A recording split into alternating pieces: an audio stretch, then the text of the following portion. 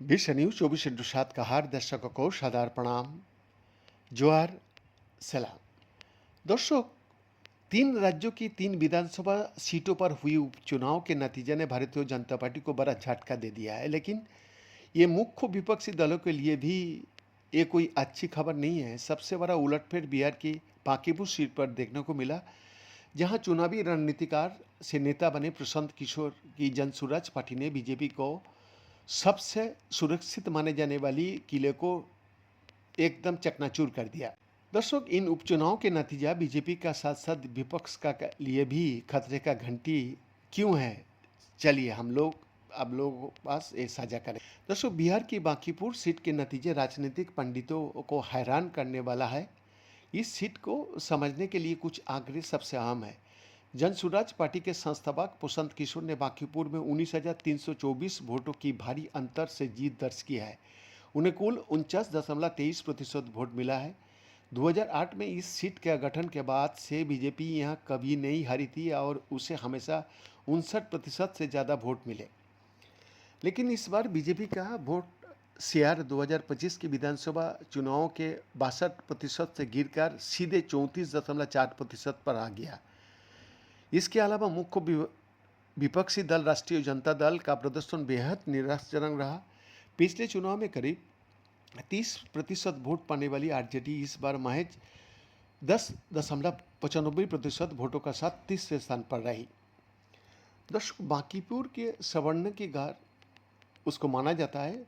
अनुमानित आंकड़े के अनुसार यहाँ करीब 37% सवर्ण आबादी यानी बनिया को छोड़कर है, जिसमें कायस्थ 14%, भूमिहार 8%, ब्राह्मण 8% और राजपूत 7% शामिल है।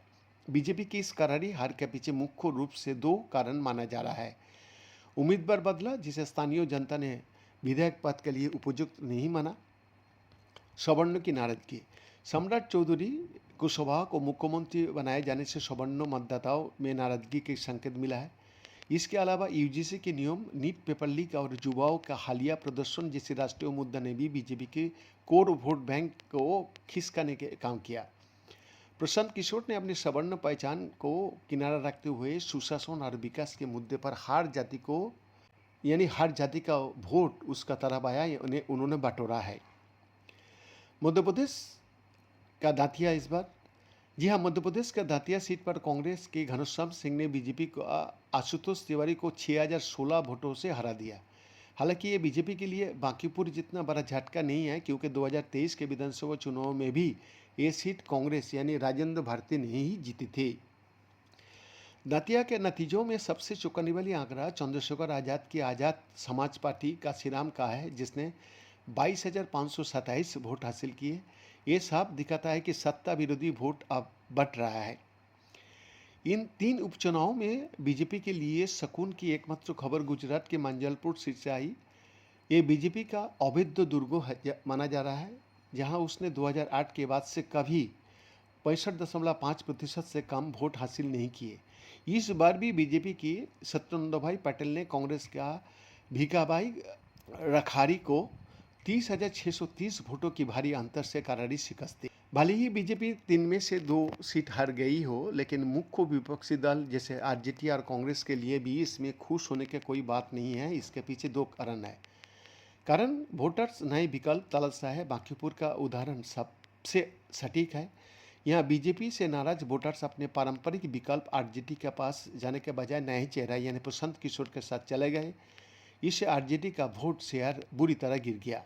दूसरा, सत्ता विरोधी वोटों को बंटवारा। दातिया में चंद्रशेखर आजाद की पार्टी का 22,000 से ज़्यादा वोट लाना इस बात का प्रमाण है कि बीजेपी से नाराज लोग मुख्यधारा के विपक्ष को अपना एकमात्र विकल्प नहीं मान रहा है। Bank exclusive.